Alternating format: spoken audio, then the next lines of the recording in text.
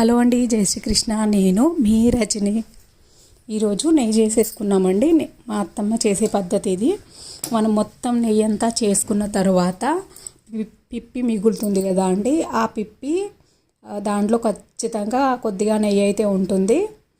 ఇంకా అది మొత్తం తీయలేం కాబట్టి ఇది మునిగే కన్నా ఇంకా కొద్దిగా నీళ్ళు ఎక్కువ పోసేసుకొని ఒక్కసారి స్టవ్ పైన పెట్టేసుకొని వేడి చేసి ఆ తర్వాత ఒక సైడ్న పెట్టేసుకొని చల్లార్చాలి. చల్లారిన తర్వాత ఒక స్టీల్ గిన్నెలో మీది నీళ్ళన్నీ ఇట్లా పోసేసుకోవాలి. ఇంకా ఆ పిప్పి ఏదైతే ఉందో అది పడేసేయచ్చు. నేను ఎక్కువ క్వాంటిటీ చేశానండి ఈసారి. ఇంకా ఇప్పుడు నేను ఫోన్ పట్టుకున్నాను కాబట్టి ఇట్లా వచ్చిందండి.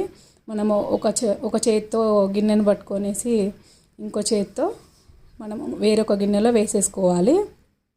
ఇలా మొత్తం అంతా తీసిన తర్వాత ఇప్పుడు దీన్ని మళ్ళీ వేడి చేయాలి. వేడి చేస్తే మనకు నీళ్ళన్నీ ఎగిరిపోతాయి, ఇంకా నెయ్యి అయితే వచ్చేస్తుంది. ఇంతే అండి ప్రాసెస్. ఇది మనకు దగ్గర 3-4 రోజుల వరకు వస్తుంది కదా. ఇంకా నేను ఒకవేళ మనం నెయ్యి చేసినప్పుడు పొద్దున చేసామంటే కనుక సాయంత్రం లోపు కొద్దిగా ఆడేస్తే తీసుకోవచ్చు. కానీ ఇది మొత్తంగా రాలేదు కాబట్టి నేను ఈ ప్రాసెస్ అయితే వాడాను. ఒకవేళ యూజ్ అయింది అనుకుంటే కనుక లైక్ చేయండి, షేర్ చేయండి, కామెంట్ చేయండి, సబ్స్క్రైబ్ చేసుకోండి. ధన్యవాదాలు. ఇది నేను నా ఫస్ట్ వీడియోస్లో పెట్టానండి. ఒకవేళ వీలైతే చూడండి. ఇంతే అండి, నెయ్యి తయారైంది. వడకట్టుకోవాలి.